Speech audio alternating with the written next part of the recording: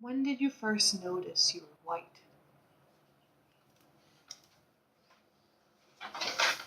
What kind of a question is that? I initially thought to myself. It was brought to my attention again in a recent article, and it was a question I had been guilty of seemingly shrugging off somewhere in the past, dismissing as bizarre. Noticing that I am white? I have always been white, but I never thought it was important, I had reasoned with myself. I didn't seem to notice or remember that as an important thing. I didn't see my own color first, or even very much at all. I thought I knew little enough about African Americans, although I was never really exposed to many in my immediate life. In my accelerated, gifted classes, there was only one black student of the 3 grade levels, and he was a year below me. As I learned about Anglo-American, Anglo-European, and a limited world history, I engaged more and more with white subject matter emotionally, but I never asked myself important questions like, why? It wasn't until later I realized what I should have been doing is thinking critically, and I should have been asking questions like, why did I feel personally, emotionally attached to horrible atrocities of white European nations, and not think about third world problems caused by said Europeans?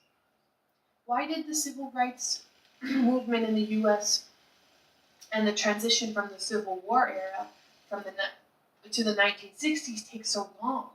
And who was really on the side of justice? Why aren't there more black kids in my classes? And why are each of these situations and sides considered so different? There was something about my education or my life experience that allowed me to be blinded without realizing it until later, after learning more, I was slapped in the face by it. Whiteness. Sometimes there are things you cannot see if you are inside of them. Imagine yourself in a vast green field with sunlight streaming down and space all around you. It is a beautiful day, and you are perfectly content and aware of yourself in the tall grass.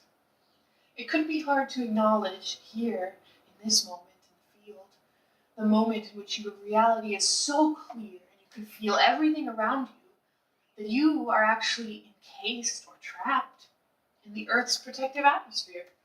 And this and you are a tiny fragment of a vast, expanding universe, one of many. This is when you realize the question you should be asking. Where am I really? Whiteness has a place in this location question. It is something we who are lucky enough to pass as get to not see, to think about it at their leisure, but not something they have to acknowledge to receive benefits from. It is the invisible environment, this ozone we do not see as we blissfully enjoy and exploit the fruits of our meadow. It was made and forged by poisonous history that we have diluted for ourselves, because we are the writers of this history as well. Now it has evolved into a monster that is ignorantly unquestioning of social norms and pop culture, as well as way too trusting of the integrity of mainstream capitalist culture and corporate interests. I am sorry to admit to have been complicit in this way of thinking in the past. I admit it, and I try to better myself now through continued education, historically and empathetically.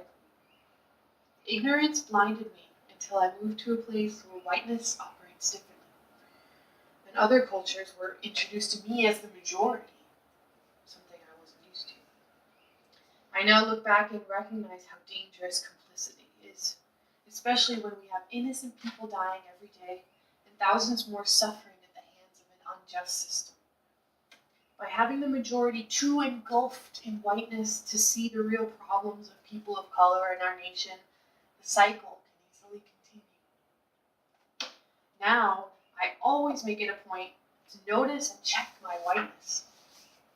What once seemed bizarre is something I notice all the time as I acknowledge those who live their lives with it in full frontal view every day. I am more aware of my surroundings, people in my surroundings, and what my behavior can do or trigger in certain situations. I try harder now to actively engage with diverse people, and I urge you all to do the same. I believe we all must become more mindful of our habits and our learned behaviors, or else we will blindly pass on our prejudice from